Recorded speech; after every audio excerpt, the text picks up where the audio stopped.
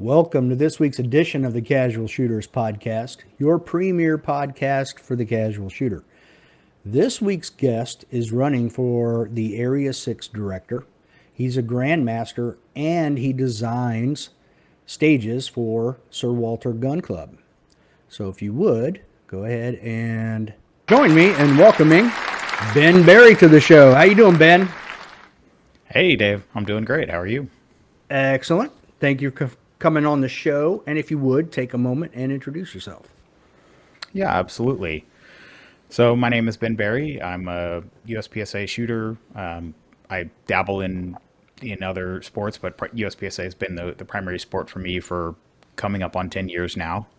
And as time has gone on, I've gotten more involved both as a shooter and then helping to design stages and helping to have input in various ways. And that sort of brought me here. I've had a podcast.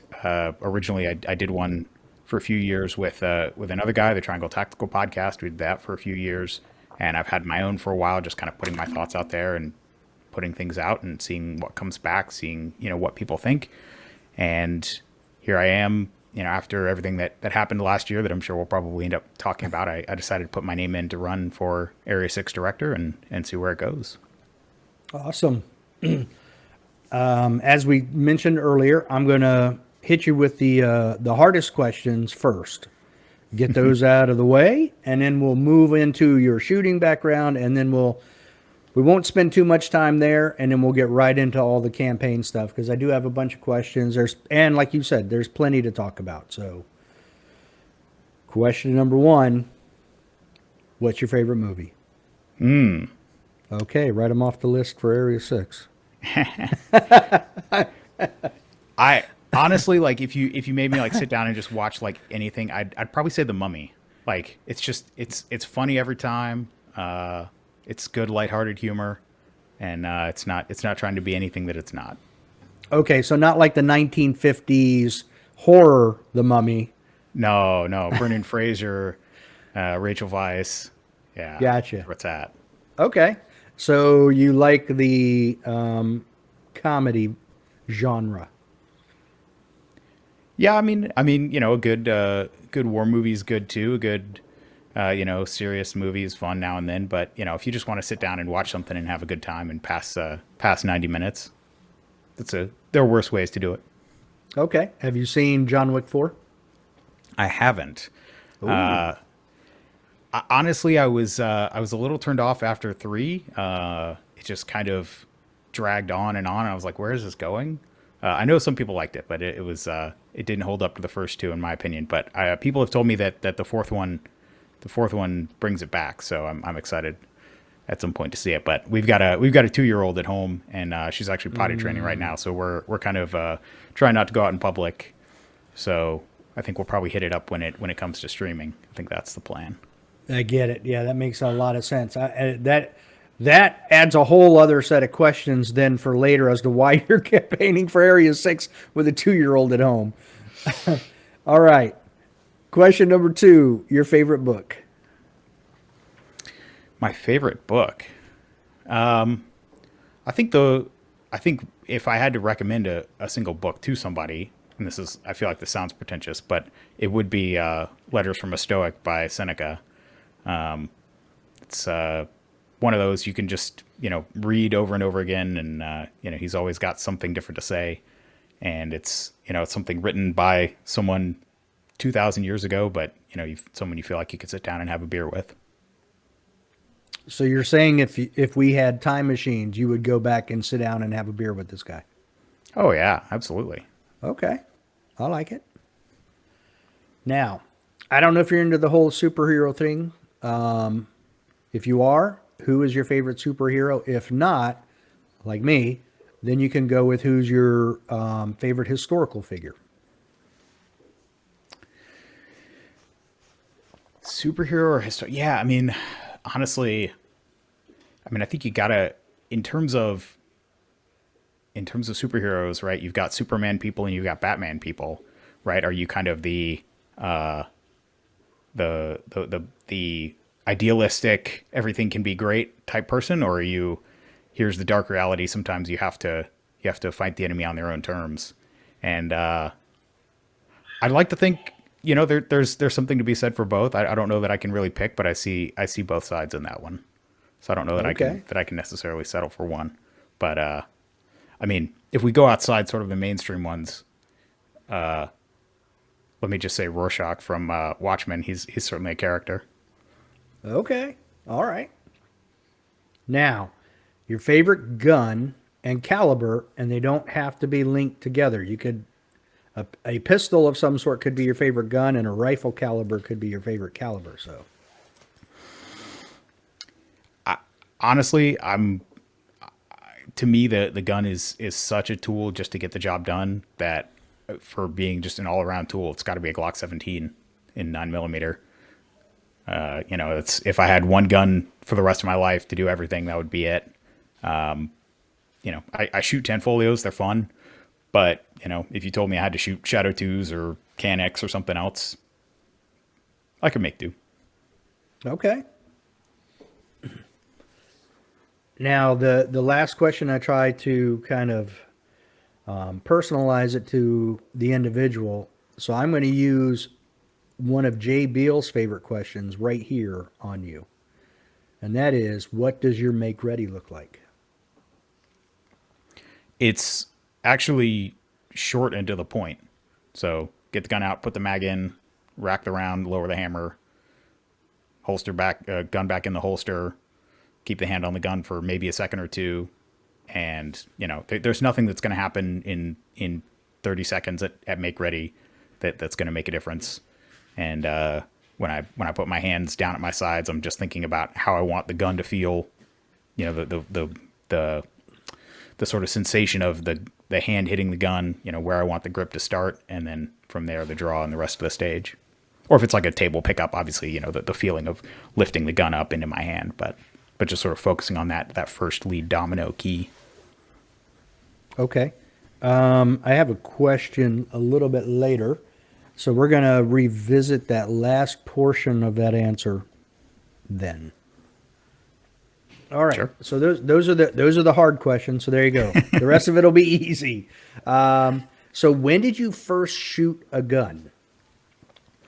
It was so it would have been I would have been about 20 years old. I had a friend in college who shot some IDPA, and I sort of went shooting with them for the first time, and it was basically in service of getting ready to shoot my first IDPA match. I wasn't really that interested in just punching holes in paper at a square range, but once I became aware of kind of this idea of moving around and shooting and timed scoring and all that, that's sort of what I wanted to be a part of. Okay. Yeah, I don't remember if I read it somewhere or heard you on your podcast or somebody else's, but I heard your first match was an IDPA and you didn't own a gun, but the person was like, "Hey, I know something you would enjoy." So that's also, I didn't realize that was also the first time you shot a gun. Yeah, I think I had a little bit of practice before my first one. But even my first match, I was just with a borrowed gun, just going, as slow as you can imagine. But they were very welcoming, and it was one of the ways you could just show up and shoot. And I just jumped right in with both feet. Now, my question is, how did this guy know that you would enjoy it when, one, you've never shot a gun, and you didn't even own a gun? So it was actually a girl, and I don't know. I think she just had I don't know. We were talking libertarian type stuff. I think we must have probably talked at some point about gun rights, and she was like, "You've never shot a gun," because her family grew up with guns where I didn't, and so she was like, "Oh yeah, just like come shoot my family. We do this IDPA thing," and so I think it was just one of those where basically the first person that I met who was willing to take me to the range, I took her up on that offer. Okay. So she just had an inkling based on stuff you guys have been talking about. So, okay. I think so. All right. Well, good for her. Now, as I understand it, what a debt I owe her for sure. yeah. Yeah, I look at would the have gotten path. into guns eventually, but yeah, it would have been a few more years down the road. So yeah. Yeah, for sure. Now I understand your initial. So first off, how do you go from shooting your first match being IDPA, not even owning a gun, not really shotting shot a gun before, to transitioning to USPSA and a GM? What does that time frame and space look like? So yeah, so I would have shot my first match in 2010. Made IDPA master, I think in 2013, which is also the year that I sort of started to feel like I was topping out in IDPA. I had shot. There were definitely, I was not winning all the matches that I was going to, but I was definitely starting to be competitive, and I could see that the the people that I was competing against often shot both USPSA and IDPA. And to be totally honest, I had some friends who were primarily USPSA shooters, but they would come and shoot IDPA for fun. And they said to me, "Hey, you should, here's when this match is. You should show up and come shoot it."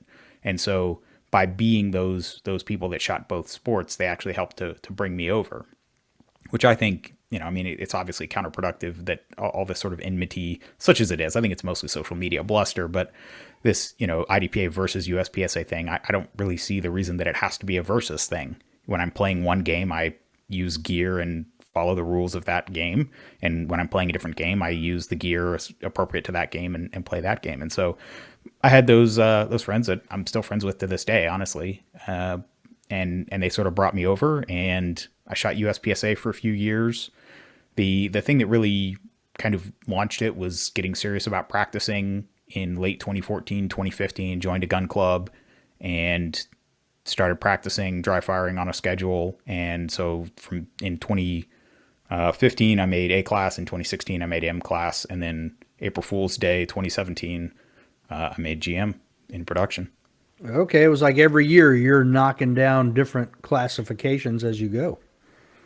Yeah. It was initially classified C class in 2013. Yeah, 14 was B, 15 was A, 16 was M, 17 was GM. So it wasn't like a meteoric rise or anything. I just ground away at it. Right, you just stayed steady and kept on knocking them down. Now, what point did Mr. Van Halen, aka Steve Anderson, when did you attend that class? What year was that? Yeah, so that was actually what kind of kicked that off. So that was November of 2014 that I kind of had that realization. And so, basically the going into that class with him, I would have told you that the way you get better at shooting is shooting lots of matches and then, taking some private instruction. The idea that you could do what he did and just dry fire in your basement and make Grandmaster and develop the skills to do that. That was a foreign concept to me at the time. And, I thought I needed to just do a lot more actual competitions. And so the idea of working on skills and isolated drills and that sort of thing was something that he really opened my eyes to. And so, yeah, after that, I joined the gun club where I'm currently a member, and I, now help out with the stages there, and started live firing and dry firing. And that's really what took things from a slow rise to really picked up the pace. Okay. Now, so this is where I want to go back for just a moment to your make ready. Steve is all about you got to have one focus when you're getting ready to start your stage. Do you have a focus phrase or something that you focus on right before the timer goes off? For me, it really is. It is that feeling. It's not so much a word or a phrase. It's it's what I want to feel in my hands, sort of going to the gun. Because particularly if my right hand gets on the gun and sort of is in the right spot, then everything falls into place after that.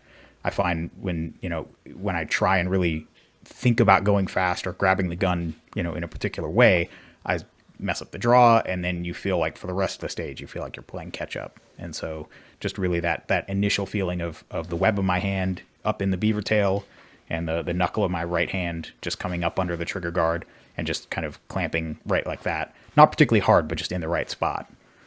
And then my left hand kind of coming across to be ready to receive the gun. Just that sort of almost it's not even really a mental picture. It's really a feeling, I would describe it as. Yeah, it's that tactile thing. You know, I get it. Okay, oh, that's pretty interesting. All right, you're the first person that I've heard that isn't visualizing something or whatever. You know, and you're making that grasp, getting that feel, and then ready to go. Okay. Do you plan on competing at nationals this year? Not really. No, I'm not. I just based on the time commitment that it would be, I've decided to sort of spend my days off and my resources to go to smaller, more regional matches that I think better represent the things that I'd like to see for the sport. So, for example, there's a interesting match that's being run by Leif Kunkel out of Bluegrass Sportsman's League out in Kentucky. It's sort of a revival of the old Battle in the Bluegrass, but he's trying to make it much more about a community. So like there's no shooting on Sunday. It's everybody shoots Saturday, and then the idea is everybody will stay for dinner afterwards and sort of have this social atmosphere. So you're actually building community, not just people shooting and then hitting the road, which I think was really interesting, and I wanted to be a part of that. And then I'll be shooting Area 6, and so I mentioned the two-year-old at home. We actually have baby number 2 is on the way, due at the beginning of June. So the only match that I have planned after that is the North Carolina section, which, since Stephanie, my wife, is the section coordinator, we're kind of on the hook for that one. But I tried to plan everything in the first half of the year this year. All right, so I have 2 kids. I told, and they're 2 years apart, so yours are right around the same time frame. It definitely makes things difficult. This is a little sidetrack question, but is your wife still going to try to be the section coordinator, or? Yeah, that's the plan. I mean, so in terms of, she's really done her best to automate as much of the process of doing things like distributing slots. We're a pretty, honestly, aside from that, there really isn't that much for a section coordinator to do. There's, the logistics of running nationals, which is, organizing the sponsors and the registration and all that. And she's got sort of a process down for that, having done it a few years.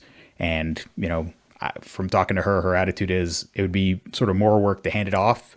Of course, if somebody is raring to go, if somebody, bright and bushy tailed really just can't wait to be the next North Carolina section coordinator, then, feel free to send her an email. But nobody is waiting in the wings, itching to do it. And so she's happy to just sort of keep chugging along behind the scenes, keeping everything low drama and just getting things done. Okay. Can you hear that? Yeah. Sounds like a horse is clip-clopping by. Yeah, pretty much. It's a Great Dane drinking water. So I'm gonna pick up the questions here in just a minute when he's done. Holy cow. And it's about... Go ahead. Little dog noise in honor of Steve Anderson. There you go. Wow. All right. Well, that's pretty remarkable that you guys are going to continue with her being the section coordinator and you running for Area 6 and possibly being Area 6 at the same time with 2 small ones. So good on you there. Now, what is as a USPSA Grandmaster and shooter and all of that, not even talking possible Area 6 director, but just for shooting purposes, what is your goal in USPSA? Are you looking to be a national or a world champion someday, or? No, I think the window for that is probably closed. I definitely would like to keep getting better every year. I'd like to feel like I'm continuing to improve, continuing to learn things. I think being state champion, in a very competitive division like Carry Optics would certainly be cool. Being, potentially area champion might still be in the cards, but I think going to the national level probably would be an unrealistic stretch. And, especially with sort of having gotten involved with the sport on the other side as, both helping with the state match and potentially putting my name in for the area match. And even if I'm not the area director, if it's something that I can work, I'll probably be working the match more than shooting it, depending on how things go in the future. But to me, the goal is just keep learning, keep feeling like I'm getting a little bit better every year, and take what I've learned and share it with anyone who's curious to listen. One of the most rewarding things that I've done in the past few years has been helping to start it's actually an outlaw match. It's USPSA ish. We use sort of fault lines for some stages, but it's a time plus scoring, no gear rules, just run what you brung. Most stages, there's no capacity limit. You just have to do a reload sometime during the stage. But just being able to be that place for people to come and shoot their first match, to get into the sport with a simple 12, 14, 16 round stage kind of match, being more approachable, has been a lot of fun. And getting to meet folks that are just starting out on their journey and kind of try and point them in the right direction and say, hey, if you want to learn more about this, go here. Having that opportunity has really, like I said, it's been very rewarding. Okay. Now, you had mentioned that how did you get into the podcast business when you guys started up Triangle Tactical? Yeah. So at the time, Luke Apps, the guy that originally started it, he had started Triangle Tactical as sort of a review website and got into competition, and he and I just kept kind of talking back and forth, and I had ideas of things that would be interesting to talk about, and so he was like, why don't you just come on the show, rather than sending me emails about the stuff, just come on the show, let's talk about them. And I was like, okay, sure. I didn't know I'd never done anything like that before, but I figured, what the heck, let's give it a try. And yeah, he and I, we just enjoyed the heck out of sitting down, kind of reviewing everything that had happened in the last week.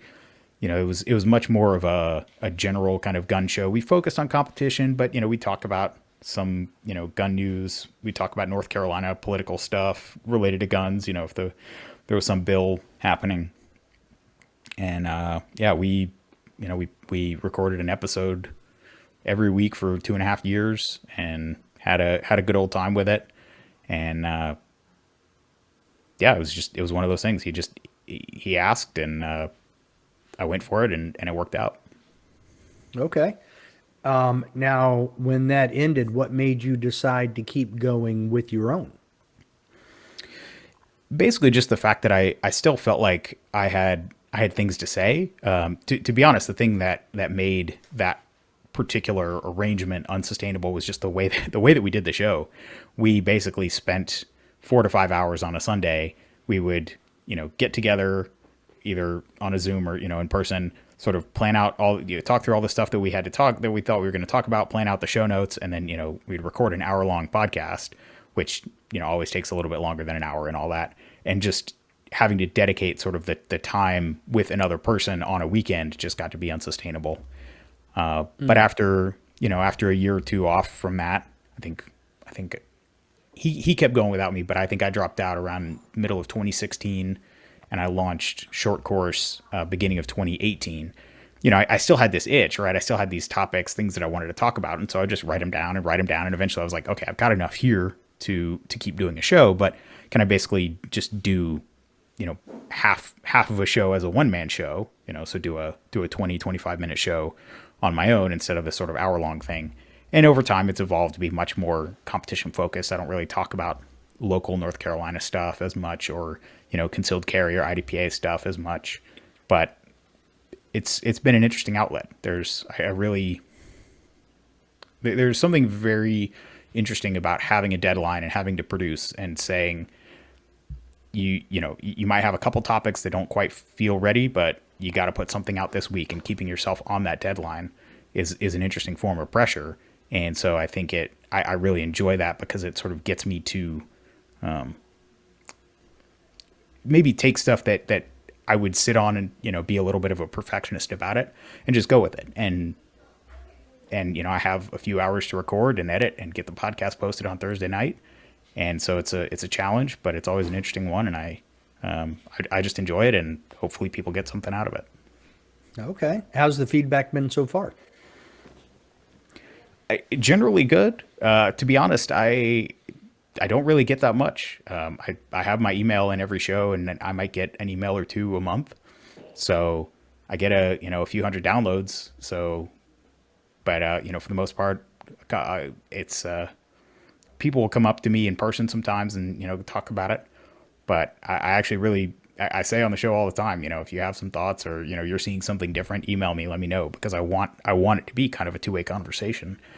I only really see this small bubble that I'm in, and honestly, one of the things about running for Area 6 that I've really enjoyed is people reaching out and saying either, are you aware of this, or what do you think about this, or you're talking about this, have you heard this side of the issue? And in most cases I hadn't heard about it. And so being made aware and sort of being more plugged into what's happening outside of the sort of North Carolina, South Carolina, Georgia bubble has been really interesting. Yeah, it's hard to keep a thumb on everything that goes on in USPSA. It's a big organization with a lot of people. So I get it. And don't feel bad. I'm about 50,000 downloads, and I don't get much more feedback than you, if any. So people just don't reply or don't, have any comments. So, okay. I Yeah, assume they enjoy it because they everything keeps getting downloaded. So, okay, we'll keep going. exactly.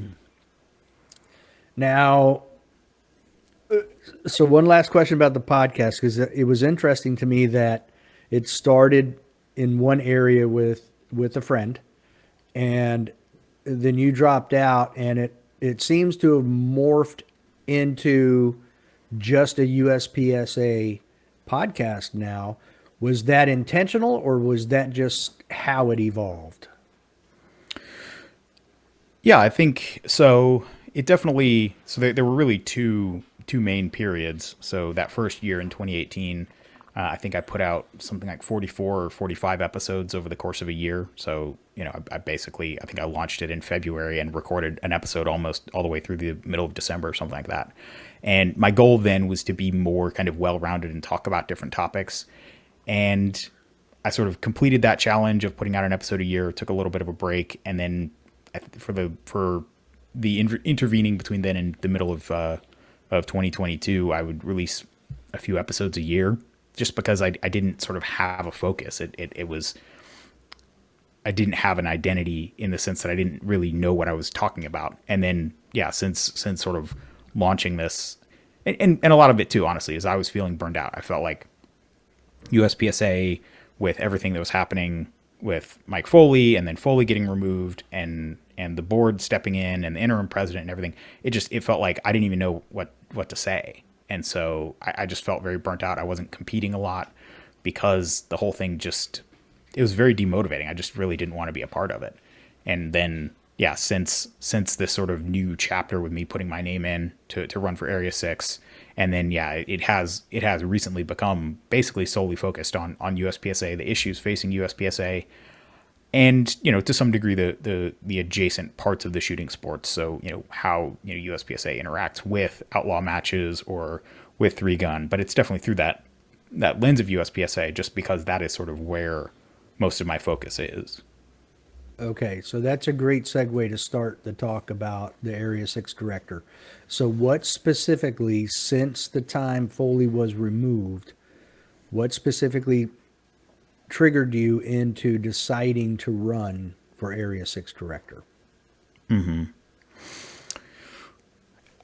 mean, it really was the accumulation of a number of things. So the way that the way that everything was handled after Foley was removed, everything from or even, I mean, around the same time. So the way that it seemed like the rules around raising the weight limit in production and allowing flashlights and magnets right before nationals seemed like a decision not being made with sort of due consideration, all the way up to the new calibration rules, and then up to the board sort of rewriting the bylaws in a number of important ways right before, during this interim period between the presidency.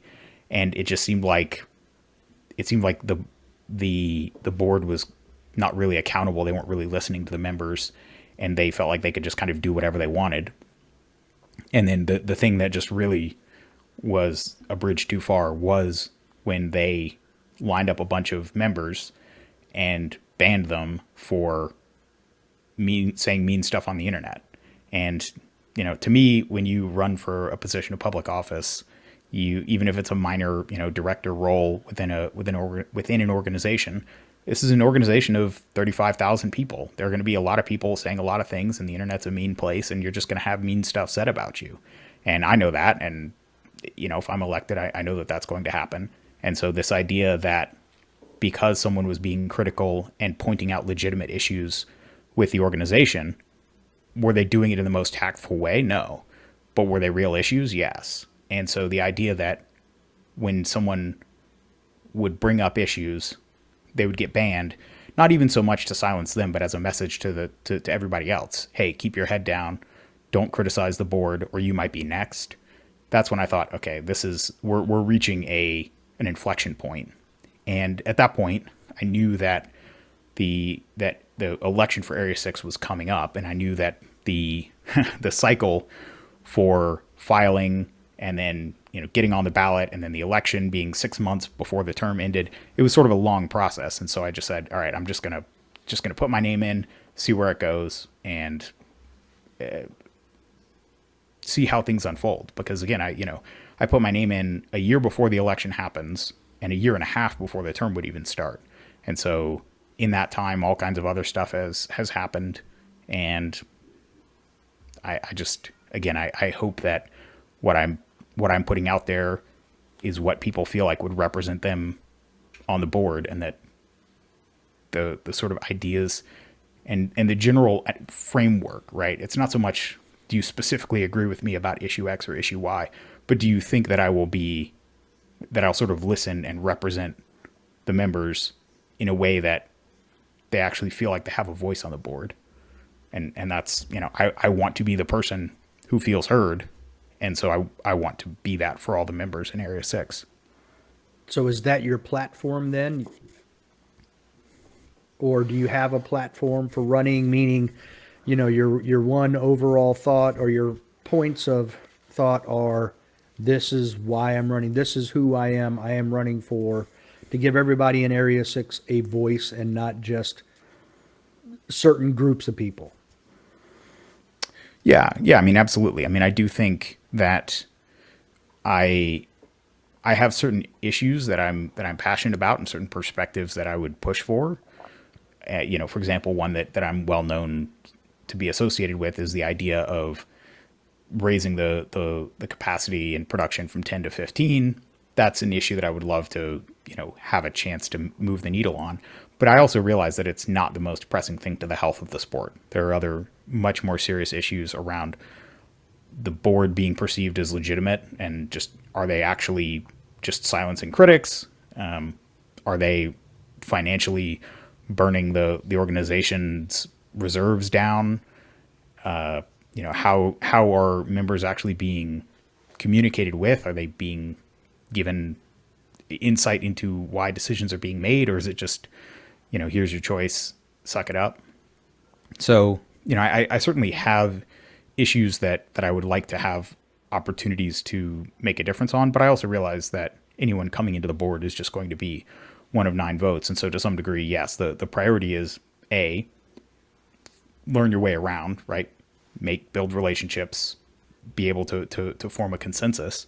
And if nobody else, for example, I actually had a good discussion with Frank Rizzi, the new Area 7 director. He and I had some back and forth on Instagram about the Production 15 thing. And he says it's not a priority for him. He doesn't think it needs to change. And, to anybody who's paying attention, he is likely one of the people that I would be working with. And so if there's not interest in, changing something like that, well, then I'm not going to, beat that dead horse. It's going to be about fixing the issues that are pressing to the health of the sport, which I think do involve the credibility of the sport, right? The reputation that we've gotten for banning people purely for criticizing the board, I think is going to be a hard one to walk back. But the damage is there. The only thing to do is manage it. Fix the financial issues. Go ahead. Right. So do me a favor then, and at this moment right now, tell us what your definition of transparency is and how it pertains to you being an area director. So, I mean, I think it means communicating as much as is legally and practically allowed. It means, why should the members not know as much about the finances? I mean, at the most recent set of board meetings, they talked for 4 hours about the finances, and there was 2 bullets, 3 bullets about it in the minutes. You know, what are they talking about for 4 hours? So whether it's being a part of having more forthcoming minutes, or voting to waive confidentiality before the minutes are published, which I think, to me, that the whole what do you even want to call it, series of events around that, where it was done for one meeting but not the next, has been interesting. But just to whatever degree is possible, anything that I think is in the members' interest, sharing it. And again, if it's something, unless there is a very good reason to keep it secret, the amount of keeping people in the dark and not communicating things like budgets and policies and what's actually happening, I think is, it makes me think that there's something to hide, certainly. And so, again, improving the minutes, improving the communication. There was this idea that the USPSA podcast would have the board members on it and talk about these issues more. I haven't seen an episode of that in a long time, and so I don't see the communication coming from the board about what they're doing, and more importantly, why. Hey, we made this decision, and here was the discussion, here was the pro, here was the con, here's how the vote went. At least people feel like they have some input or some understanding of why things are happening the way they are, and why money is being spent in their name, for example. So would you use your podcast then to communicate to your audience? Oh yeah, of course. Okay. Yeah, I mean, again, to whatever degree is, you can. Yeah, right. Right. I mean, I wouldn't do anything that would get me brought up, for removal, because obviously I think that would open myself up as a target. And for example, I think it is an interesting case study that Scott Arnberg, who just took over as Area 3 after the very first meeting that he was a member of, did a video podcast with Joel Park from Practical Shooting Training Group, where they talked through the meeting. He gave his perspective on it. He sort of gave some context. He was very measured, very, very discreet. He wasn't, saying anything about anyone. He was just kind of giving a little more perspective. That's the kind of thing that I think we need more of. And he said in that episode, agree. Good. I'm glad to hear that. Yes. But he said in that episode that he wanted to do one, for every meeting if he could, and we haven't heard anything else since. And maybe this is conspiratorial, but I can only assume that is because he's probably been told that if he keeps doing stuff like that, then they'll maybe bring him up on some kind of issue and try and get him off the board, and that basically he needs to keep his mouth shut. Maybe it's something more innocent than that, and he's just been busy. I don't know. But the fact that we had that brief sliver of communication, that's the kind of thing that I'd like to see more of, and be for the membership to whatever degree I can. Okay, good. I agree with you. That's why I'm saying good. And I also saw that, and my hat's off to Scott and Joel for doing that, because I thought that was awesome. Even for those of us not in Area 3, just to hear, someone who's a director on the board of directors talking about their meeting and just giving a little more insight, like you said, I think that's fantastic. That is what we need more of. Even if it's just each meeting, you select a different area director to talk about it. Okay, this month it'll be Ben. Okay, next month it'll be, Area 8. The month after that it'll be Area 2, whomever. But, put something out where someone can actually get up there and talk and explain what's going on. So I like that. That's awesome. And I had written a whole bunch of stuff down here too. I kind of feel like you mentioned earlier that, people are getting banned for saying mean things on the internet. I don't disagree with that. But I think there's always a little bit of a shock when people get into a position of leadership, and then they get hit with some angriness that they didn't expect and they weren't prepared for. Because I've always said the higher you go up in the chain of anything, the more negativity you're going to hear because you're in a position to hear it. So you have to be prepared for that. You have to expect it, and you can't take it personal. It may sound personal, and there may be some people who try to make it personal, you know, to kind of needle you or whatever. But when you're in that position, you're going to hear it. And look, the politics of USPSA is very much a mirror of what's going on in the United States, and that, you know, a good chunk, let's say 20,000 people are active in USPSA, because that's about what it was the last number I heard, pretty close to that. If half the people don't like you, that's 10,000 people. That's a lot of negative comments. You know what I mean? 100%. And that's the thing is, again, you can't make everyone happy when you're in an elected position, but I think trying to, at least when people are giving you criticism, you're hearing the truth. One of the things that I found is, in a lot of cases, when people are saying nice things to you, they're just saying, you know, they're in a lot of cases telling you things you already know. And so in a lot of cases, when someone's willing to be honest, even if it's negative, I at least know where they stand. And so again, to me, you know, my goal is not to be friends with everyone, but to try and best represent the members of USPSA. And I mean, again, I think, yes, there is an element that people will just say mean stuff because for whatever reason, just because they're mean-spirited person. But to some degree, the reason I think that the discourse got to the level that it got to was because it was intentionally provocational in some cases, because nothing else was getting a reaction. Nothing else was working. And that's not my style. I don't agree with it, but I understand it. I understand the idea that we're gonna keep pushing this until they have to respond. And, you know, was it any one person's personal failure that Nationals was scheduled to happen in a state where it was against the law to travel in with magazines that held more than 15 rounds? It's not any one person's fault, but at the same time, it happened, and the board, you know, when it was pointed out and issues were raised about it, instead of saying, yeah, we screwed that one up, it won't happen again, they started going after the people who pointed out the issues. And to me, when someone's pointing out legitimate issues and you go after them, all you do is you send a signal to everyone else to say, don't stick your head up or it'll get chopped off too. And that's just a poisonous culture. You have to recognize people raising issues, whether it's in polite terms or not. If it's a real issue and it's something that could get members or even international competitors in real hot water, whether you like it or not, you got to listen. Yeah, absolutely.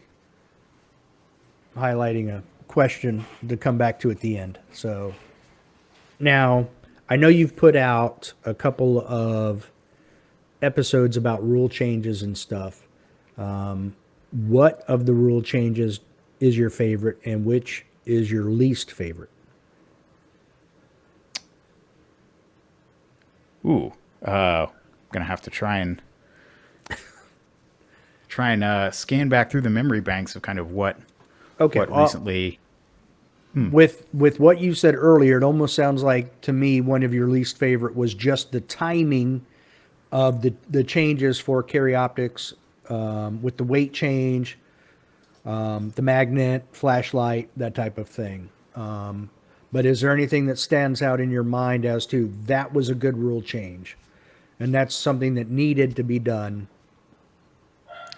Yeah, I mean, definitely one that comes to mind is the most recent rules audit updated the definition of short, medium, and long course to remove any reference to number of positions, which the way they used to be phrased, a short course was a stage that required no more than 2 rounds and no more than 12 rounds and no more than 2 shooting positions.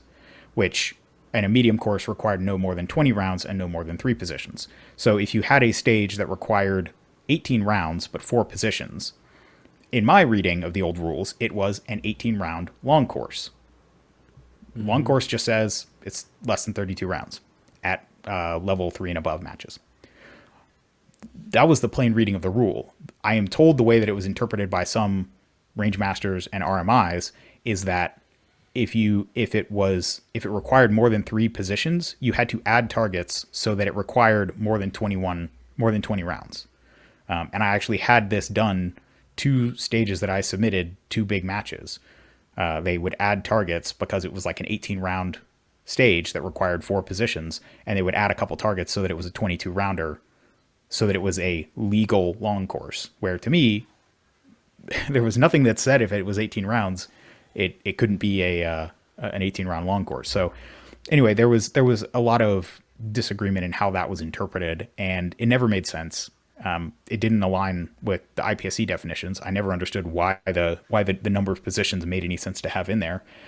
And at the end of the day, there are so few rules that only apply to short and medium courses and not long, that it's kind of an irrelevant difference anyway. But I think that was one of those things that was in there that just made no sense, and having it removed is an improvement. Okay. Now, I don't remember if it was on Manny's podcast or where I heard it. And maybe it was your podcast. To be honest, I don't remember. But you made mention that going over budget for a national level competition would be okay to a certain extent. Now, to you, is there like a percent that's okay, like 10% would be okay, but more than that would not, or you just play it by feel? How does that work?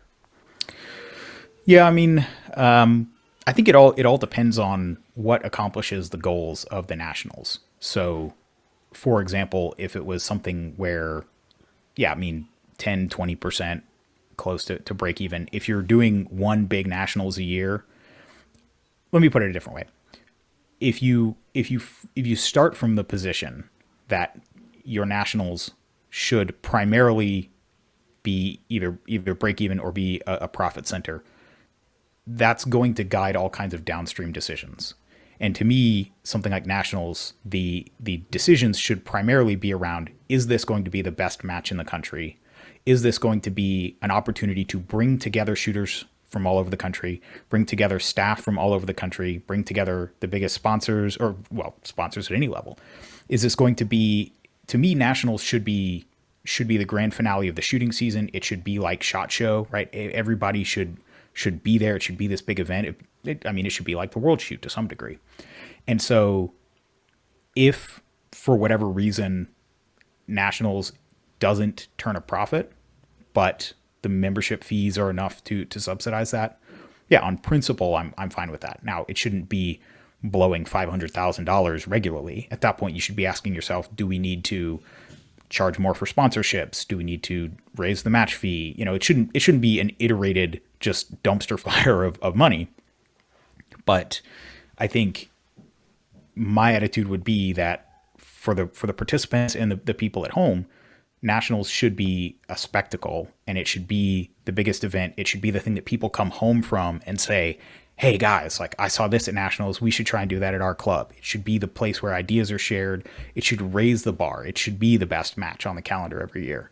And so if you set that as the primary goal, and then you say, and minimize the amount of lost money or try and break even, then I think that's a good hierarchy to have it in. But if it's something where airplane tickets just go up, and to get the staff that you want to have, you have to compensate them more, then I'm fine with that, right? Having nationals be the biggest, best event of the year, I think comes first, and then having the sort of financial side be as close as possible to breaking even, I think comes second. But to your point, like not losing huge amounts of money, but I think having the quality be the guiding star. And obviously this sort of implies that you're doing fewer of them, because it's basically impossible to have 4 matches a year that are all the best match of the season, scheduling and everything, difficulties aside. But I think if you nobody expects, you know, a something I don't know, like the Olympics. That's kind of a bad example because the cities, you know, always pay a huge amount of money and never really make it back. But something like that where it should be about quality first and lose a responsible amount of money. That's the other piece is if you're going to lose money, it should be in the budget. Going in, you should know, hey, these are our staff costs. These are our range costs. This is what we're going to bring in on revenue, even if we fail the match. We are projecting, before we even open registration, we're projecting a $200,000 loss. And then when you hit it, it's not a surprise and you can budget for it. I think a lot of the issues right now are around the lack of financial tracking. So we don't even know how much a Nationals loses. We know it's a lot because the numbers on the account don't, you know, they keep getting smaller. Yeah. But the level of financial tracking isn't even there to know before the match happens. So I think that would be the other condition is if you're going, you know, it's like approving a deficit budget. You can do it, but you need to know what it's going to be going in, and you need to sort of look it straight in the eye and say, we're going to decide to do this because it's worth it. But it shouldn't be something that just happens by accident and just year over year. Every year you lose more and more money and you can't say why. That's not acceptable. Right. It has to balance out elsewhere. Sure, you could lose money in one spot as long as you're gaining money in another, and it's all got to balance in the end. Yeah, and I know you had mentioned you wanted to talk about Nationals live streaming and that sort of thing, but I think that's a part of it too is, to me, you know, could you try and charge for the live stream and, you know, get some kind of like pay-per-view thing going? I mean, maybe, but you're going to get so little revenue out of that. Whereas if to some degree members through their membership fee, part of what they're getting is a live stream of Nationals that actually provides some interesting value, interesting entertainment. They learn stuff. They feel like they are there, even if they haven't been able to physically travel there. So, you know, to some degree, having the membership that don't travel to Nationals, well, if they're going to subsidize Nationals with part of their membership fee, which is what is happening and has been happening for years, if they're going to do that, they should at least get a halfway decent live stream out of it to, you know, get some kind of content and some kind of learning and experience of it. Yeah. I don't know what the capabilities of their website are, but I feel like you could, you know, have everybody just log in and see it live. And then if you miss it and you want to see it later, you can put it out to the general public on YouTube or whatever for like a replay type thing. But members get to see it live. They log into the website, whatever. Yeah. That is definitely an something. Idea. Now, one of the questions I wanted to ask you is, what are your thoughts on using other members' expertise for the organization? And by that, I mean, like I mentioned earlier, let's just say there's roughly 20,000 active members. You're going to have CPAs out there. You have people like Jay Slater, who are software engineers who, you know, create software programs. You have, I don't know the gentleman's name, but Practical Shooting Analytics, who's really putting out interesting information about hit factors and, you know, which of the classifiers are doing better than others. Like, it seems like most of them are doing pretty good. They're on point. There are a few that, you know, are on the extremes. But what are your thoughts on enlisting those types of people to help the organization? I think there's no question that that's the way that it should be. The job of a director is to direct, not to necessarily be the one compiling the data and doing the frontline work. We have the system in USPSA, like a lot of nonprofits, where, you know, we have this committee system where people can be appointed and the committee can meet and have discussions and potentially have, you know, resources allocated to them to explore possibilities and do research and create reports.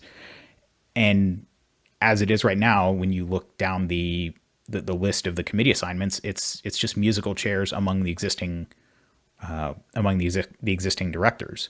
I think the one example that sort of proves the rule here is Steel Challenge, where the Steel Challenge committee has, my understanding is, I haven't interacted with them directly, but my impression is that the Steel Challenge committee has sort of become a de facto mini board specific to Steel Challenge. So we have Zach Jones as the director of Steel Challenge, and then and then there's a committee of, I think, 5 or 6 others, and they are the subject matter experts, and obviously each of them knows 10, 20, 30 people that they could call on for various forms of expertise.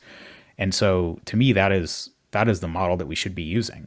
And so, yeah, I'm not an accountant. I run a household zero-based budget, and we put money aside every month, and we have no credit card debt. And so, I can run a household budget, but I don't know how to run a $3 million, $4 million nonprofit. But like you say, there are members that do. I've come into contact with a number of them, and they say I'll have a 15-minute conversation with one of them, and I'll learn all kinds of things about this type of nonprofit law, or the way that, financial organizations, the idea of interlocking directorships. So, if you have two companies, and all the directors for one company are also directors for the other company, then legally they're not really that distinct. And if you look at the way a lot of the area LLCs are organized, that's exactly how they work. And so, legally speaking, I am told, there's a good case that if someone wanted to go after one of the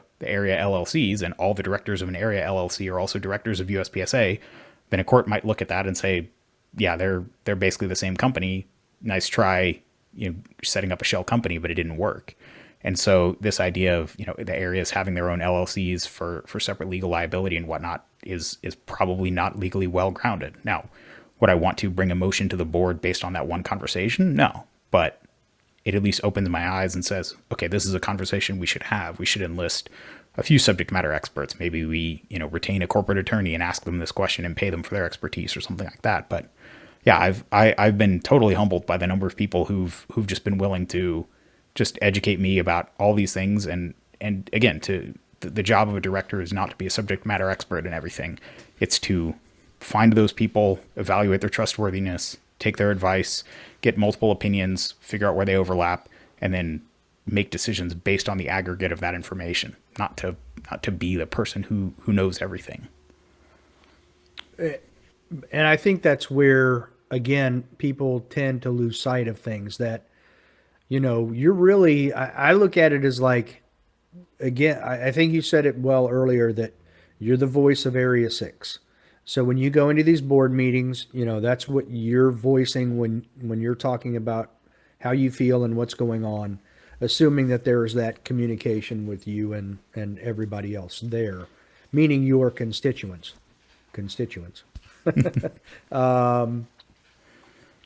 But it's really a director delegates, and then makes decisions based on information gathered, and the best information that can be gathered, and then make a decision based on that, for sure. I feel like that's one of the things where we don't enlist these 20,000 people who have expertise to help out in that manner. Oh, yeah, and you have to ask yourself, never attribute to malice that which can be attributed to stupidity, but I mean, why is that not happening?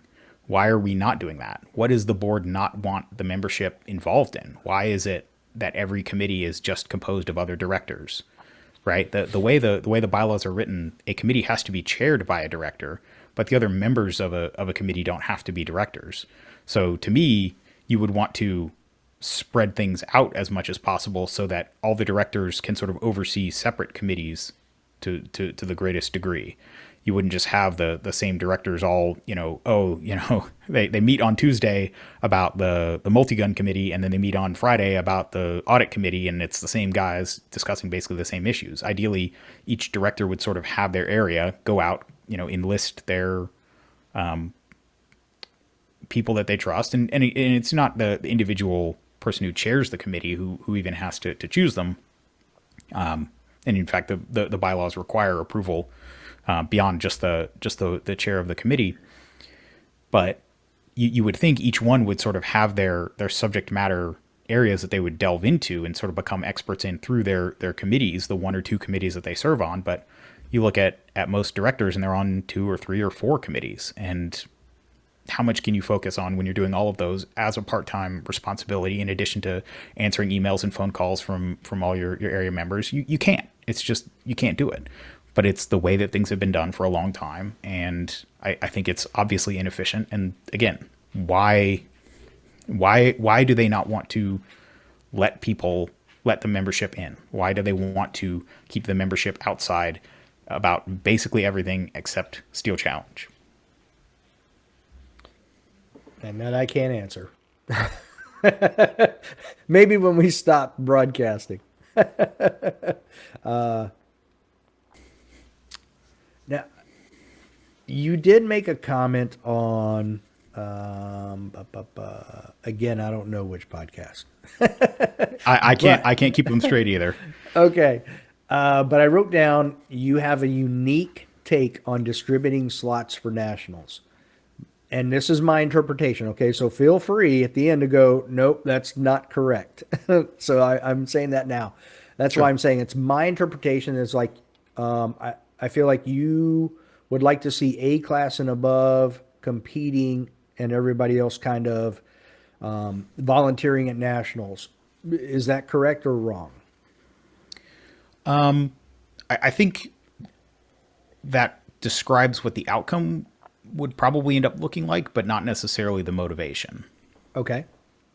So I would say the question is, so first of all, basically what I have proposed in the past is predicated on the idea that we need to have one or at most two nationals a year. And so part of the way that nationals is, part of what has been going on with nationals for the past few years is there have been so many of them that there are so many slots that they don't really need to be rationed in any meaningful way. Now, I think the Carry Optics Nationals that just happened, that registration just happened for, is a great counterexample to this, where there were a number of slots that were given out based on individual participation or individual achievement, rather. There was a second group that was given out to clubs, and then there was a third group that were open for registration. And in that system, so for example, in that open registration system, it was basically a lottery. It was, did you get lucky enough to click the button at the right time that practice score didn't crash? And so I think the question is, what do we want the goals of nationals to be?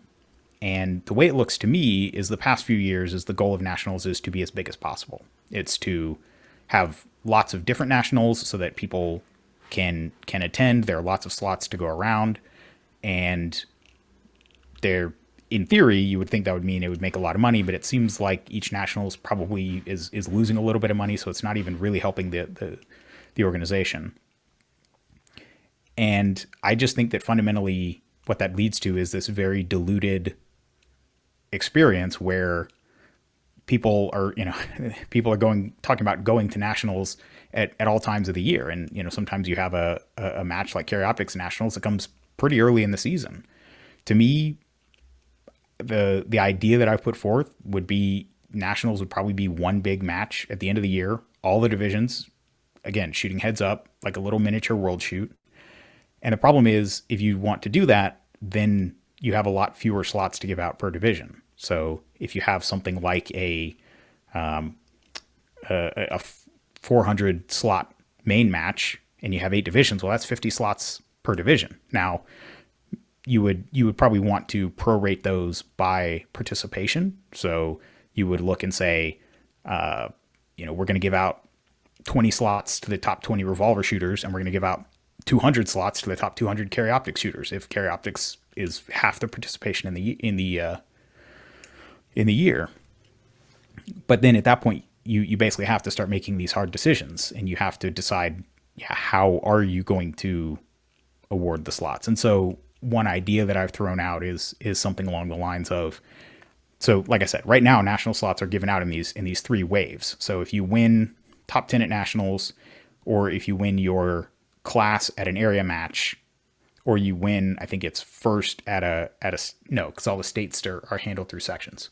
So I think it's just if you win your class at an area match, or you win your class at nationals or top 10, you get an individual slot.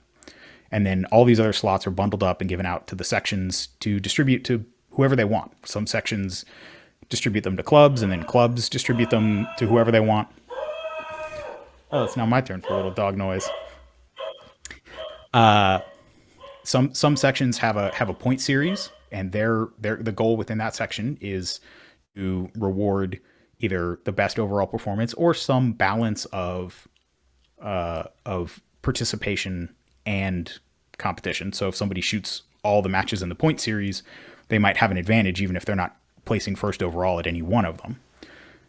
So I think something like that, where more of the slots are given out directly based on competition, with the idea that nationals should be, ideally it's the top shooters in each division coming together once a year to duke it out.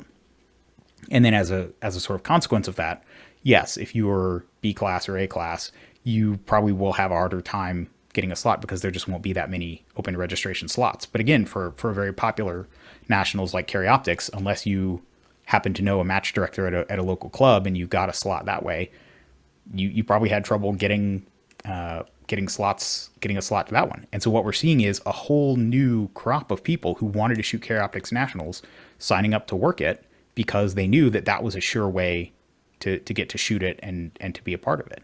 And a lot of this is rooted in the fact that one of the pivotal experiences for me was before that Steve Anderson class in 2014.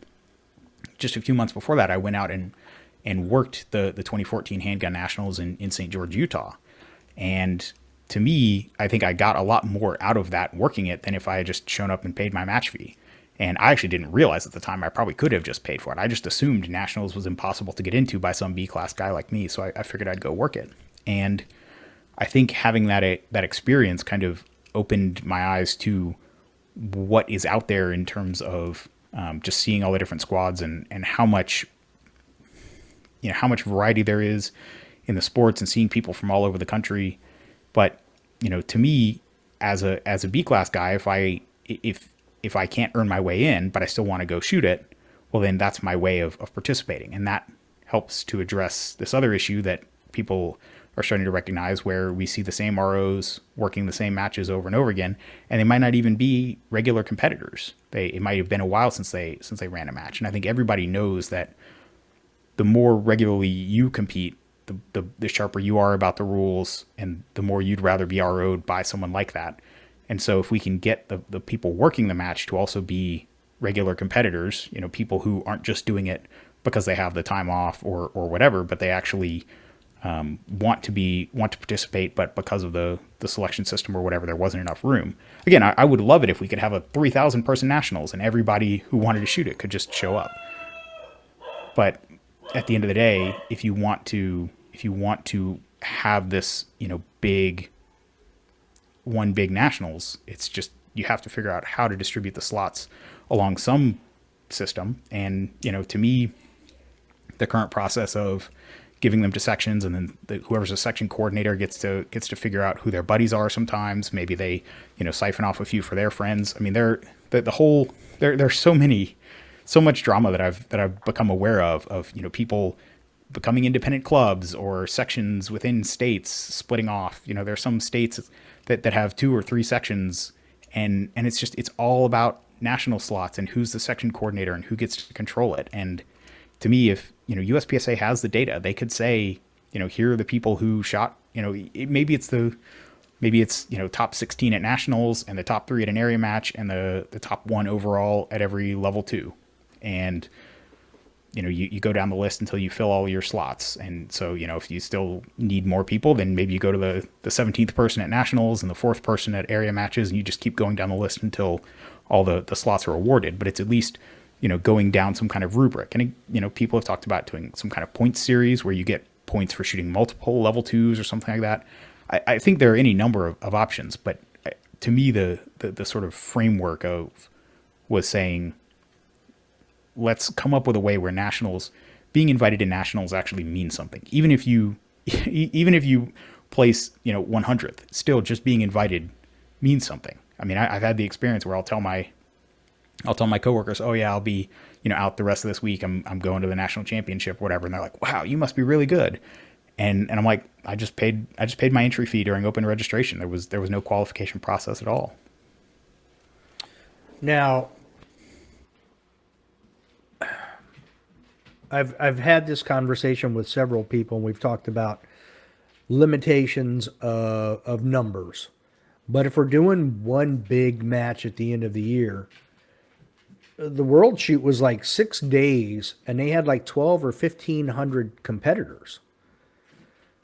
So how? I mean, it was an extraordinary amount of people, and they had a day off of shooting.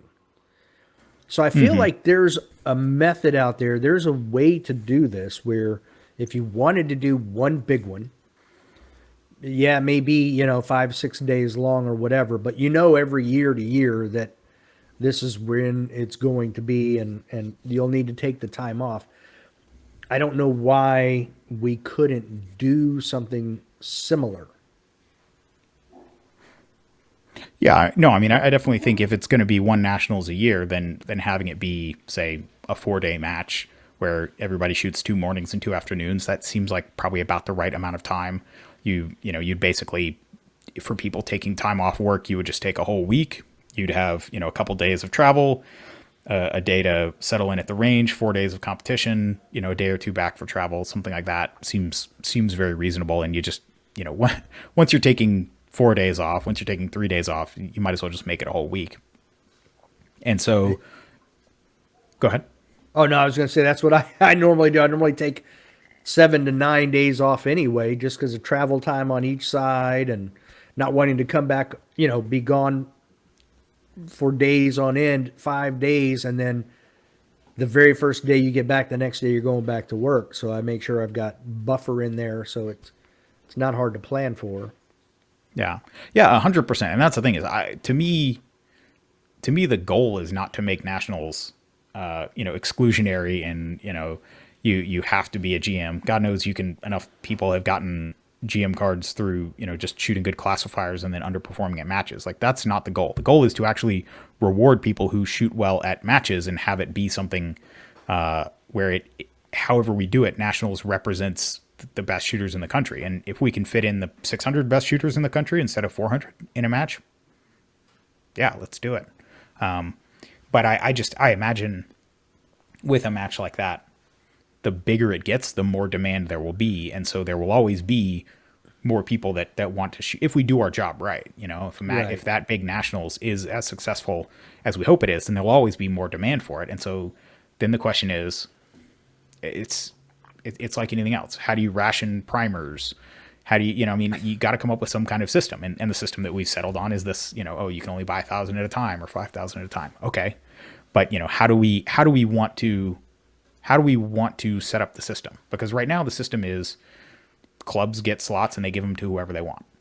And you can say that you like that system. And I've had people tell me to my face that the reason some clubs affiliate, the only thing they feel like they're getting for their money are slots for nationals to give to the people who volunteer and help with match setup. And that's, if they weren't getting national slots, then they wouldn't see any reason to affiliate with USPSA, which, I mean, I got to say, if that's the truth, then USPSA is doing a pretty bad job of providing value to these clubs, whether it's things like the rule book, whether it's things like, in theory, the $1.50 or $3 that you're sending to USPSA should be offset by the additional attendance, right? People say, oh, this is a USPSA match, so I'm going to be willing to drive further for it because I know that it's going to be worth the trip versus Joe Bob's tactical shoot. And so if clubs really feel like the only thing that they're getting for their activity fees are the national slots, then to me that's a sign that USPSA, well, I mean, this is definitely true, but it is another reflection of the fact that USPSA is not doing as much for clubs at the local level as they could be. Yeah, and I've heard that from several people as well, so I get that. Now, when you were talking earlier, and we were talking about nationals, you said the data is there, but I wonder, we talk about, let's just say, financials, or whether that be globally for USPSA or specifically like nationals or something else, or even nationals participation. I wonder if the data may be there, but how accessible is it? I don't know how accessible all this data is. I don't know what we have in place to manage any of that. and be able to extract it reasonably easily to go, oh, here's the information. And I say that because we keep talking about, where are the P&Ls for this month or this quarter or that quarter or whatever quarter. Nothing seems to be easily obtained. So I wonder if those things are even there. Yeah, I mean, there's two questions. One, I mean, we know without a doubt that through things like scores being submitted to USPSA.org that the data is flowing in. Now, what kind of a system is it going into? Is it in a place where it can be analyzed? Yeah, that's a whole other system or a whole other question. I've had interesting discussions. One of them with competition shooting analytics, as you mentioned, and he and I have talked about how do we come up with an algorithm, just a set of rules for determining a high hit factor. So it's not we look at the data and then we kind of that seems a little low, that seems a little high. Take the whole manual review process out of it and just make it whatever the set of rules are. How do we make it so that the high hit factors are set consistently for every hit factor, whereas for every classifier, whereas in every division as well. Whereas right now it feels like a bit of a crapshoot where they've been manually adjusted over time, and you might have some division where the hit factor in production is higher than it is in single stack just because there were more people shooting production or carry optics or something like that.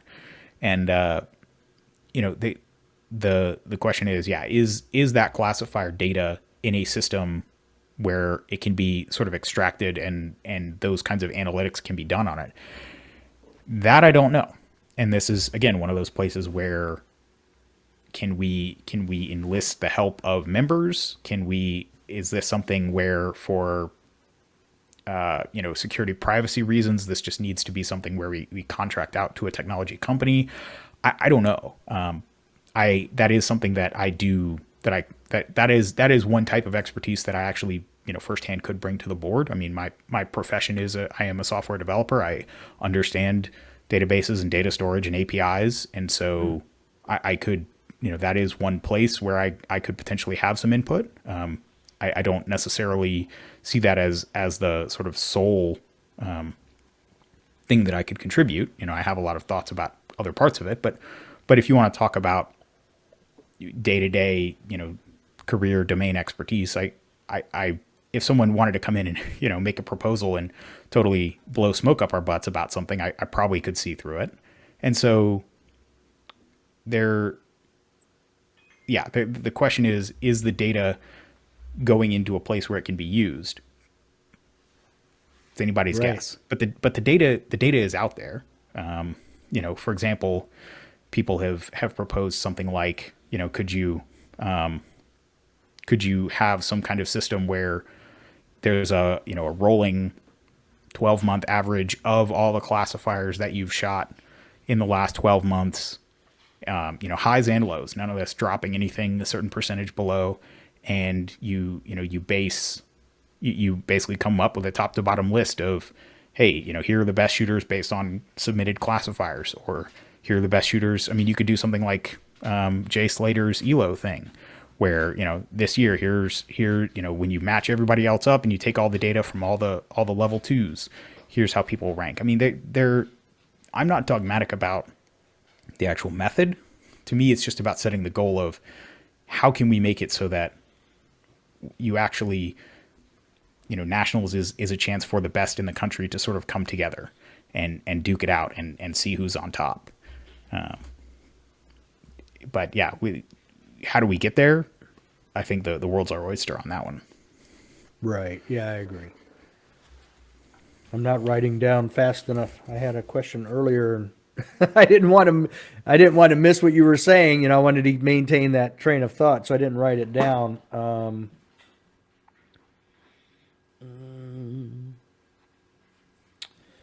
So going back to, I'm gonna sidetrack us a little bit, because there was one thing that I wrote down, and that was talking about the financial aspect of things. I know some people like the magazine, some people don't like the magazine. But if the org is looking at saving money, I feel like one of the things they could do, and I've always looked every year I've re-upped my membership, renewed my membership, is there isn't even an option to just get the magazine electronically.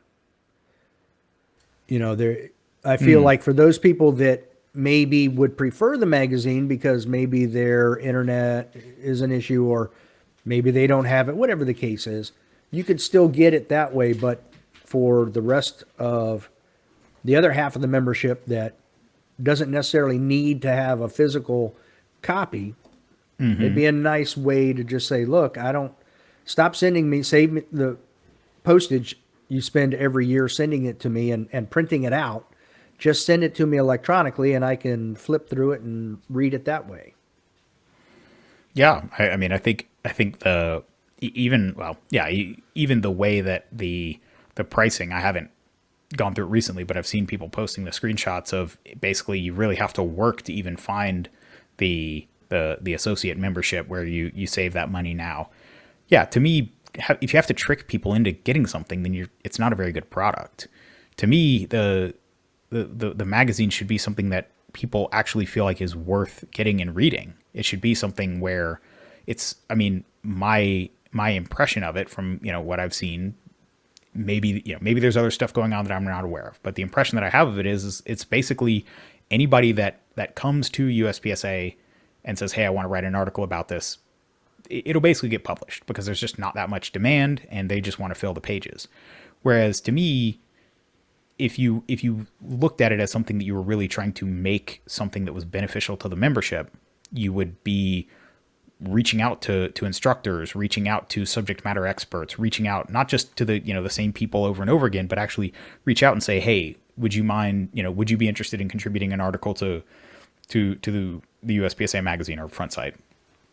To me, it'll always be front site, especially, well, that's a different discussion, but the idea that if we're gonna do this thing, if we're gonna have this magazine, if we're gonna print it and send it out, let's make it something worthwhile. And yes, to your point, if let's say it's a $30 membership, where you still get you're not covering the postage and the printing, but you're still getting access to the valuable content. We should make it something that people actually want. The fact that it's such a joke, the fact that nobody wants it, to me is just another one of these failures of the board to actually organize and do something well. It's one of these things that just keeps limping along because it's always been done, but it's not even half-assed, right? It could be, and no, I mean, no disrespect to the people who take the initiative and write the articles and put them in there, but it definitely is one of these things where there's not really this it's not being run like an actual magazine where you go out and commission pieces. It's just the rewards to doing it are so low that it's become this self-sustaining cycle where nobody reads it because there's nothing good in it. So there's nothing good in it, so nobody reads it. And I mean, even things like, just having some editorial control.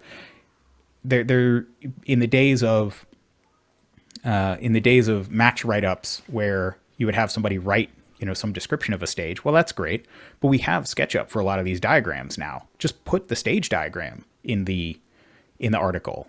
Say, Yeah. hey, this was a really good stage at some obscure match across the country that you didn't go to, but here are the three best stages, and feel free to steal them for your local match.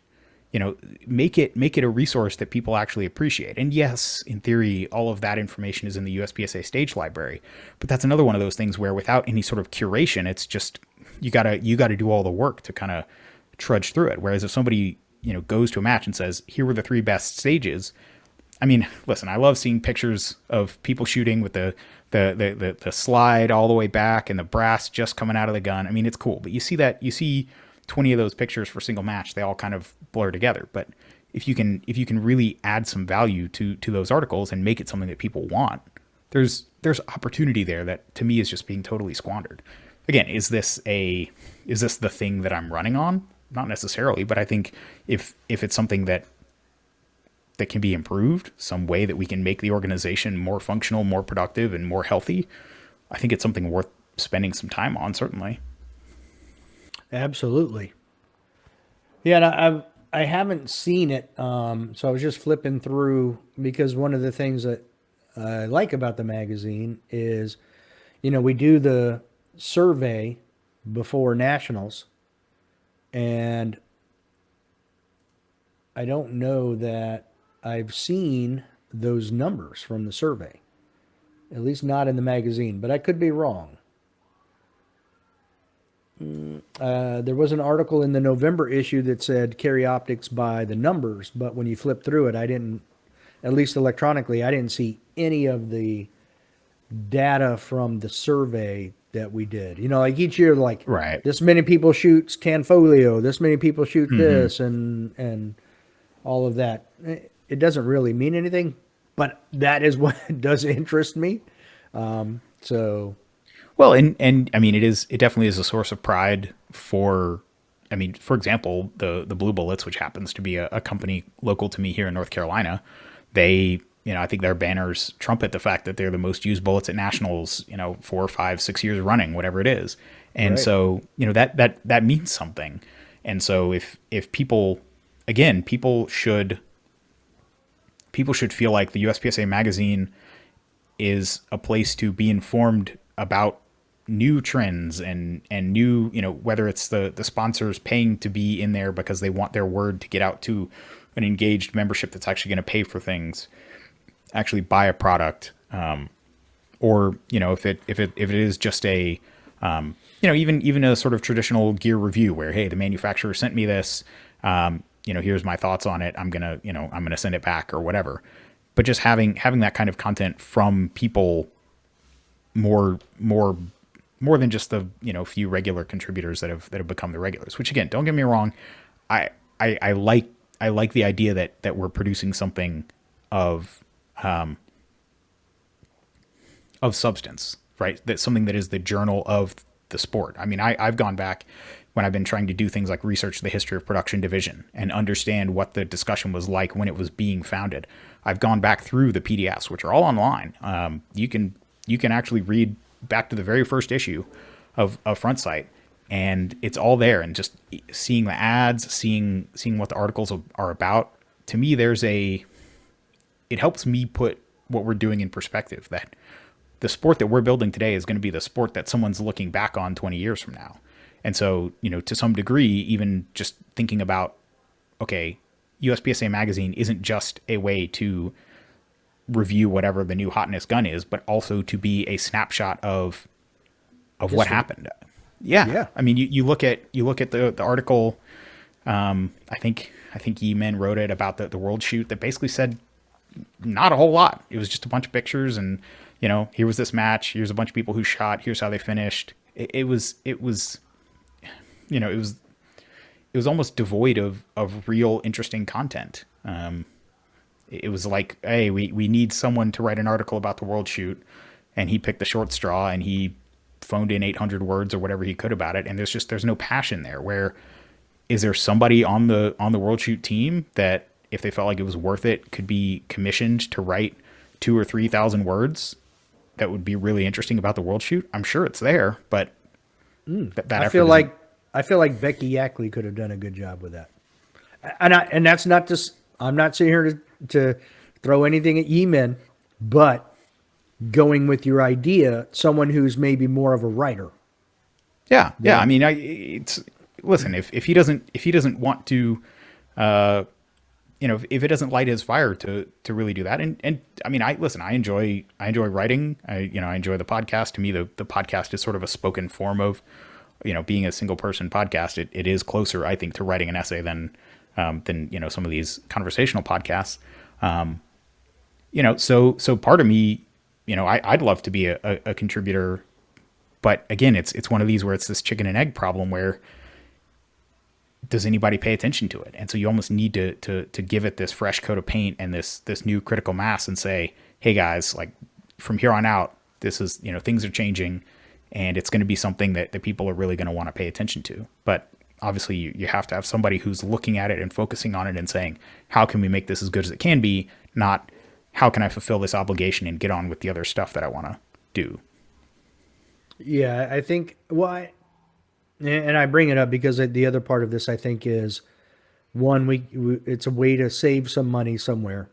Two, I feel like And the reason I sent you the thing about live streaming is really more about advertising the organization, getting more exposure. I feel like there's very little social media stuff going out there when there's a lot that can be done.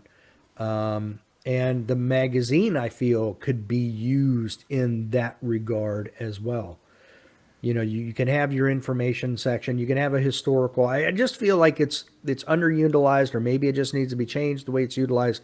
But social media and live streaming definitely need to be more pronounced. Like I didn't even realize I was shooting that match 2 years ago, and I saw cameras up, but I didn't realize they were live streaming the whole thing.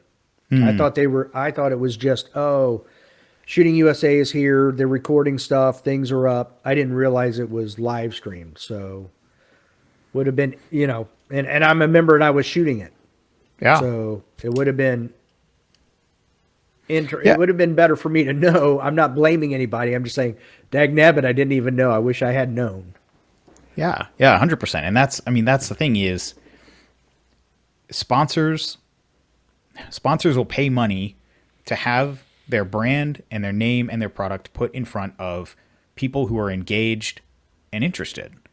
And so, some people, they pay and have their ad in the USPSA magazine, I don't know, out of some kind of sense of obligation maybe. But it should be one of those things where sponsors want to be on the live stream. They want to be in the magazine because people are paying attention to it. And you sort of have this virtuous cycle where your people are willing to pay healthy ad rates, and it's actually a way that the magazine is a center.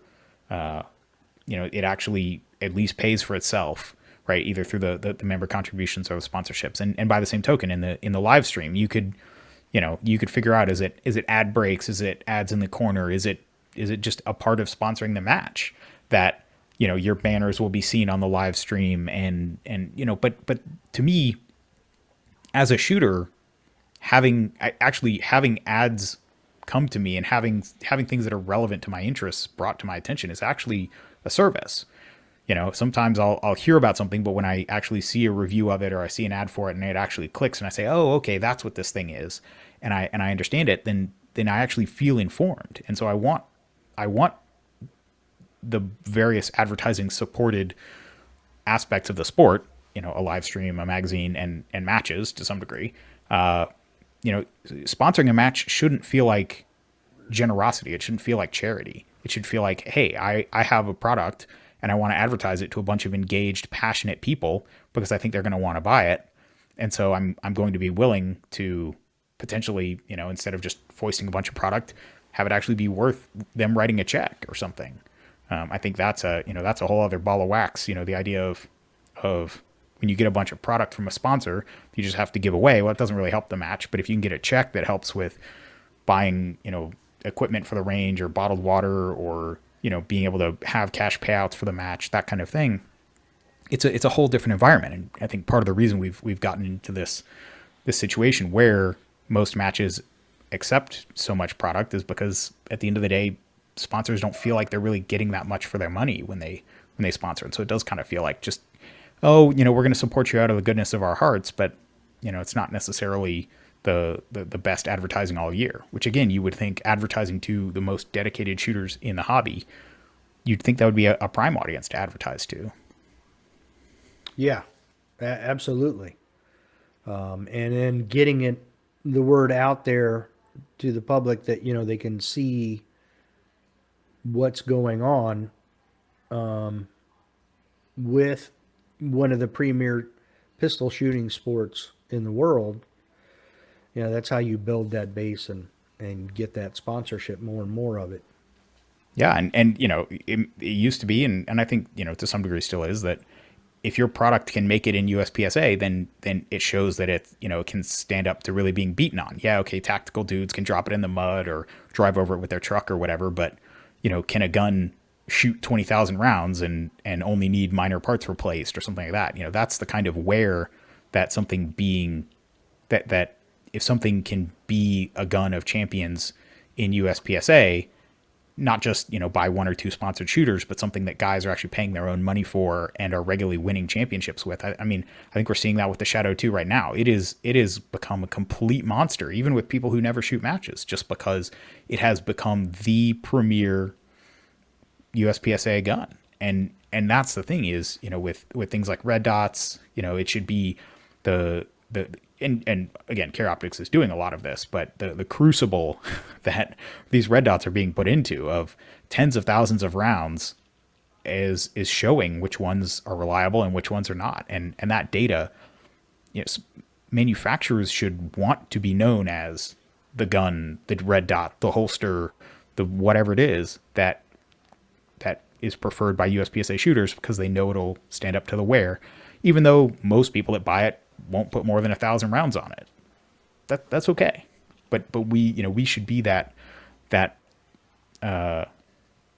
proving ground that manufacturers want to be a part of.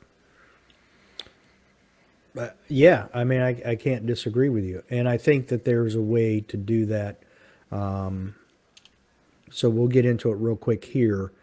I've been trying to devise a way. I even put out a survey about live streaming, and that's what I sent you, were all those responses and the numbers. And it's an overwhelming number. It wasn't a lot of people. It was 42, something like that, 43 people that responded and filled it out.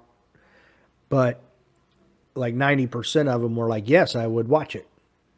So even though it was a small snapshot, it was the vast majority of them that were like, absolutely. And they all had different ideas. And I know you did something. So I wanted to take this opportunity. You were basically, it seemed like, restreaming through OBS. Yeah.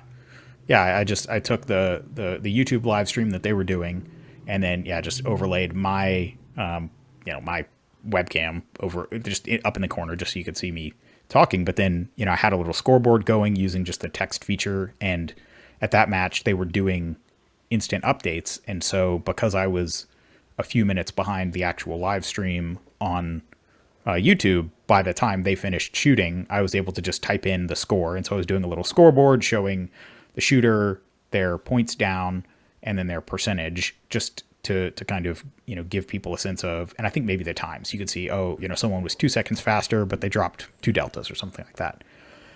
And by using that time delay of like you said, restreaming the YouTube stream, I was able to skip over the dead time. I was also able to go back and do an instant replay. So if somebody did something interesting, I sort of highlighted it, tried to add a little bit of commentary.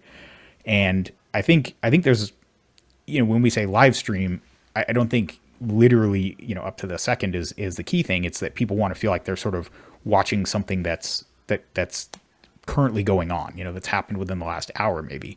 And so by using that flexibility, instead of just straight, streaming the way that it was being done, where sometimes there was nothing going on any stage and it would literally be a live stream of an empty bay, you could, just using, just sort of jumping around in the timeline of what had recently been streamed, I was able to keep a sort of constant, there was always something to watch.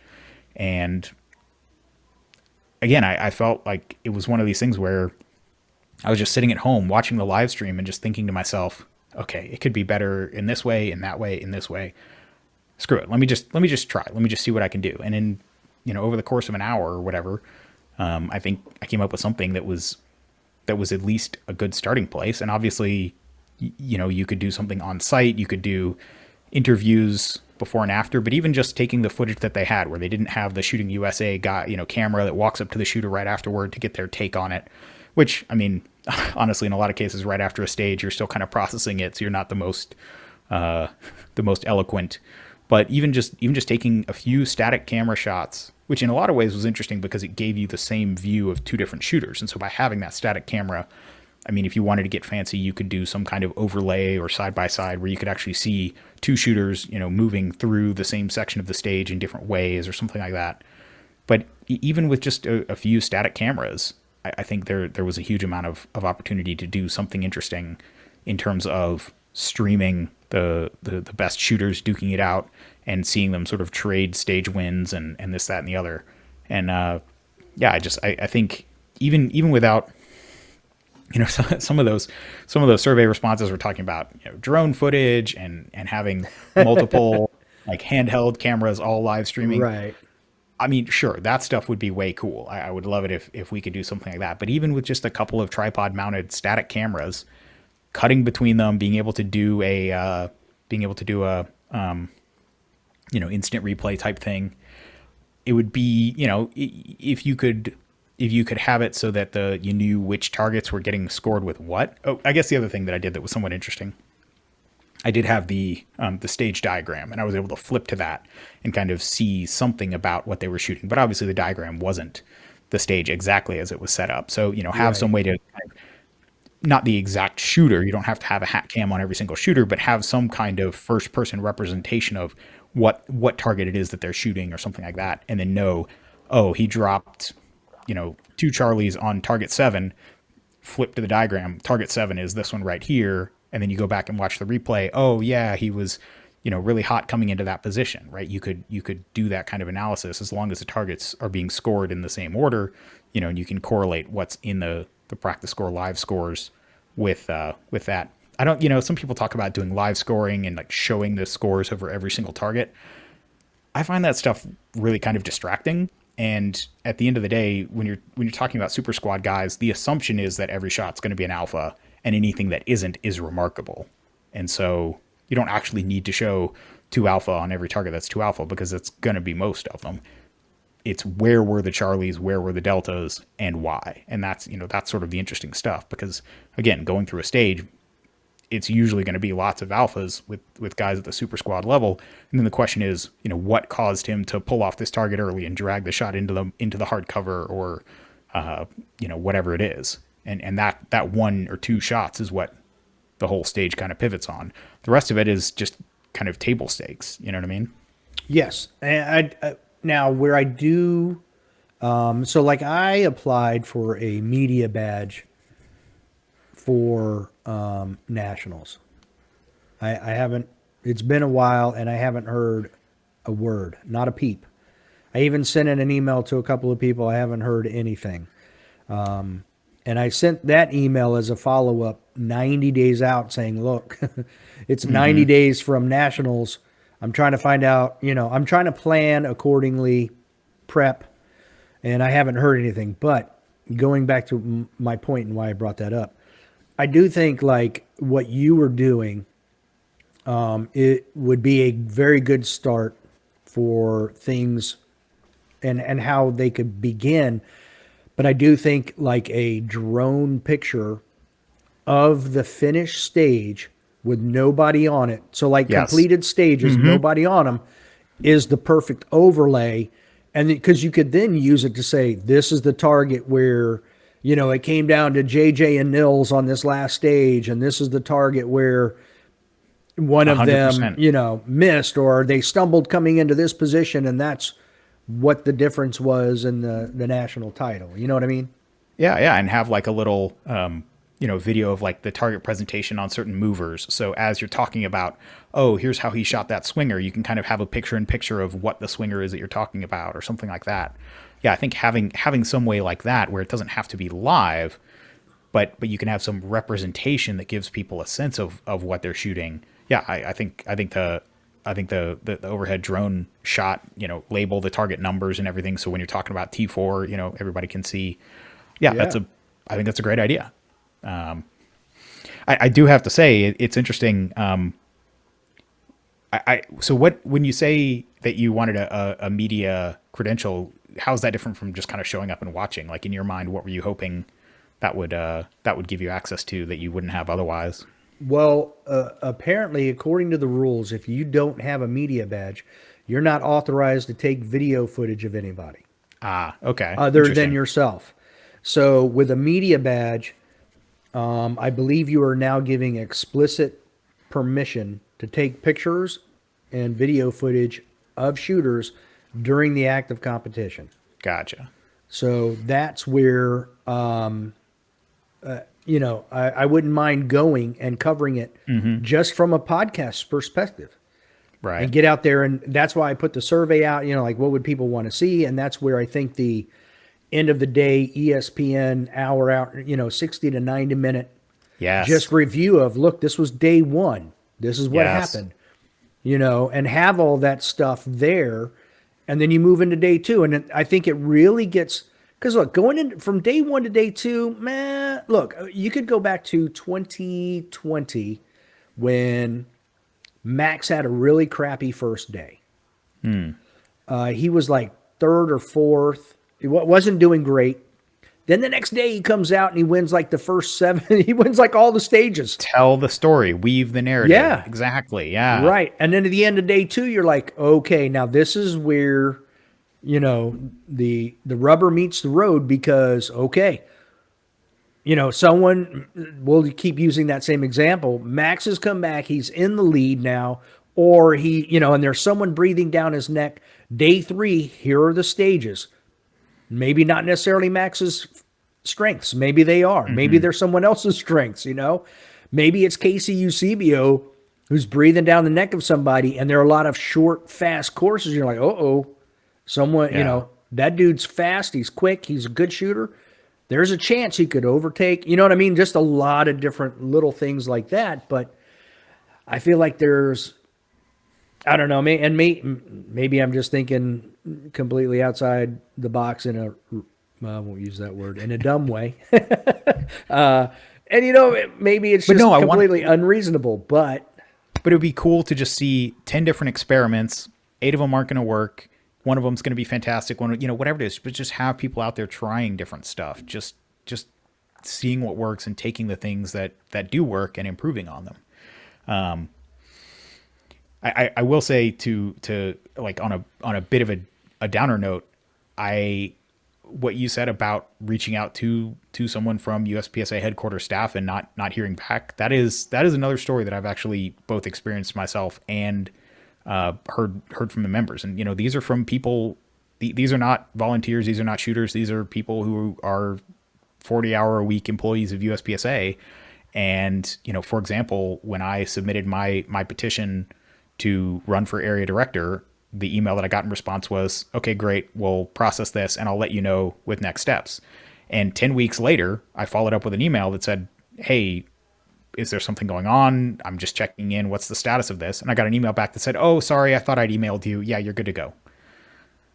I've heard from people trying to form clubs saying that it took them, they were ready to run their first match and they still hadn't gotten their club affiliation paperwork processed and their club number issued to be able to run their first match, and so they were having to wait to run matches because the office was so unresponsive. So again, I hate to put it on a downer note, but it's even little stuff like this where even just brass tacks day to day stuff is not being done well by USPSA as it's currently structured. What's causing that? I don't know, but I can see what's going on. I'm seeing the pattern from my personal experience, from people I'm talking to, and as the representative of the organization, we need to be fixing this. We need to be addressing these issues.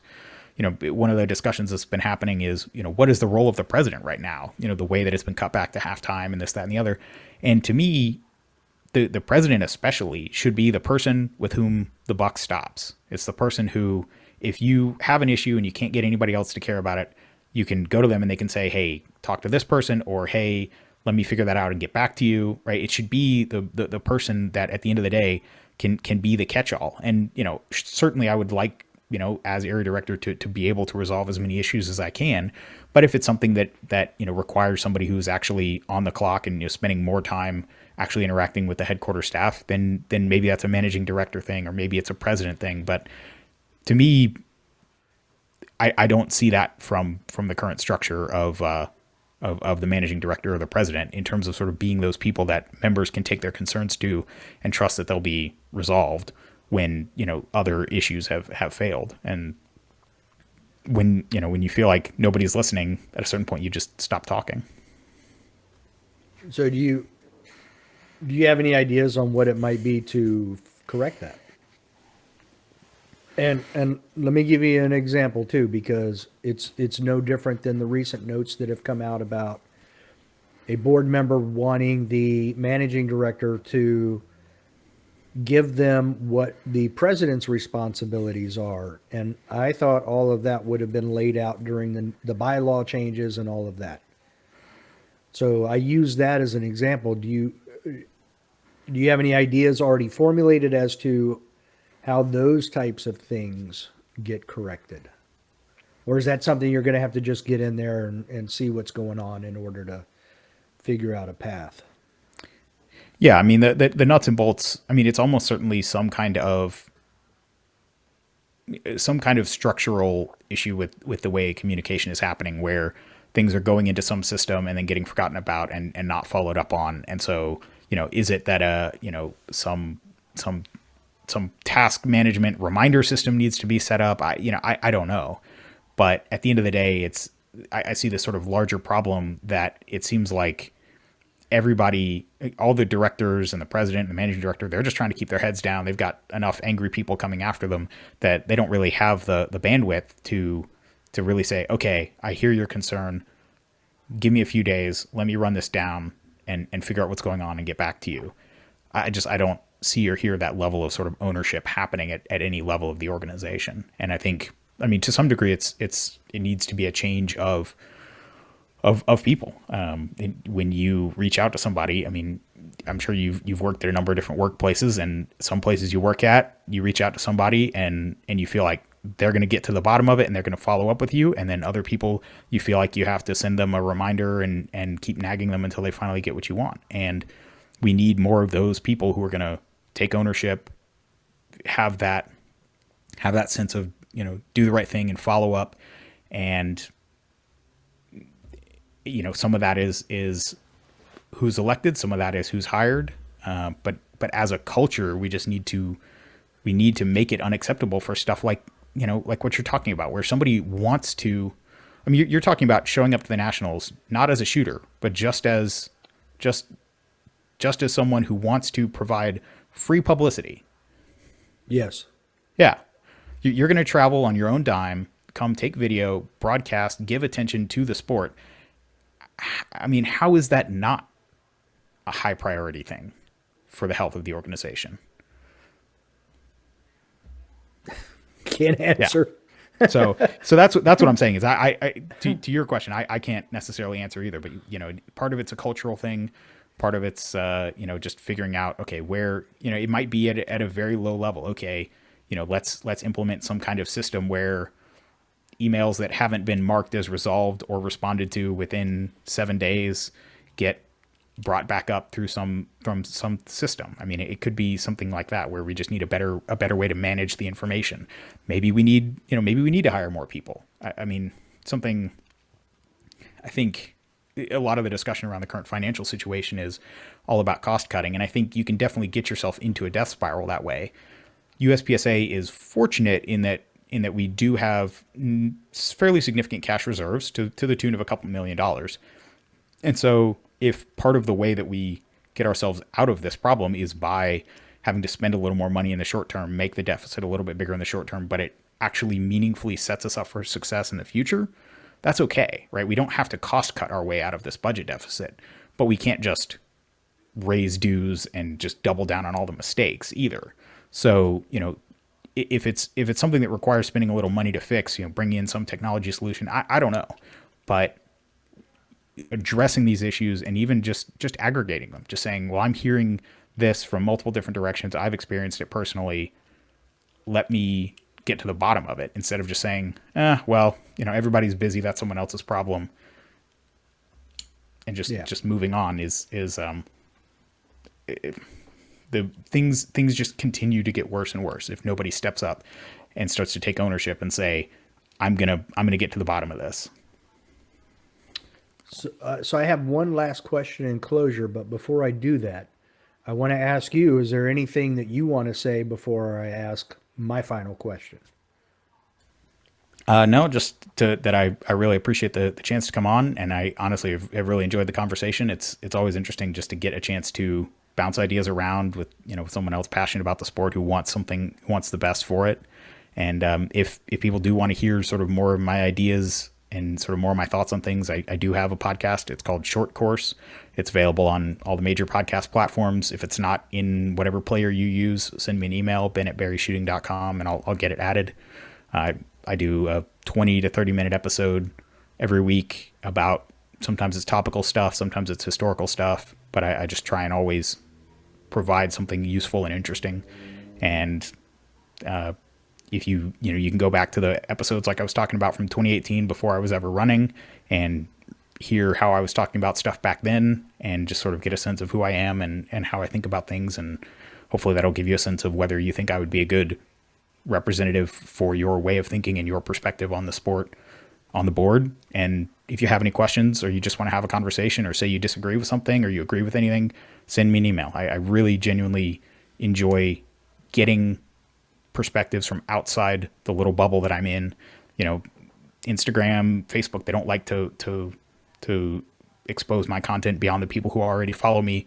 So it ends up being an echo chamber, and I know that. And I just, it's always interesting to be able to hear different perspectives and to come on shows like this and be exposed to a new audience and get feedback on, hey, I think you're really off base here, and learn stuff. To me, that's really what I appreciate. So, message me on Instagram, send me an email, ben@berryshooting.com.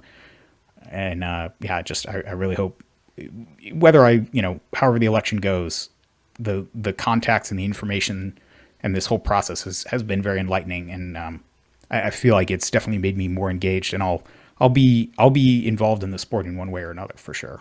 And so I'm just excited, honestly excited for the first time in a long time about, hopefully things are starting to turn around and we can make a positive impact and reverse some of these things that was really making me start to pull back from the sport a few years ago. So. Okay. Yeah, definitely go check out his podcast and you learn more about him. That's what I did before we talked. So the last question I have is, it's kind of a summary too, but give me your top 3 priorities if you get elected as the Area 6 director. Number one obviously has to be figuring out the financial issues and getting it so that USPSA is on a stable financial footing. Number 2 would be transparency, just giving the members more of an idea of what's being done, how processes are being reached. When the limited optics hit factors, the provisional hit factors are put out, how are they arrived at? Just things like that. How are these decisions being made? Not just, here are the tablets being handed down from the mountain, go obey them. And then I think the third thing would just be bringing more of a competitive perspective to the rules. So when we're talking about things like, equipment changes or rules changes, not just saying what's the easiest thing to administer, but providing some of that competitor perspective that I think can be lacking on the board, as to, wait, you're going to allow flashlights with no weight limit, or, someone's going to game this, that kind of thing. And just provide that perspective, which I don't see necessarily reflected in a lot of the board discussions. Okay. Well, I like it. Hopefully people listen and they can decide for themselves. So, Ben, I want to thank you for coming on. Absolutely. It was a genuine pleasure. Until next time. Don't be a little bitch. Yeah.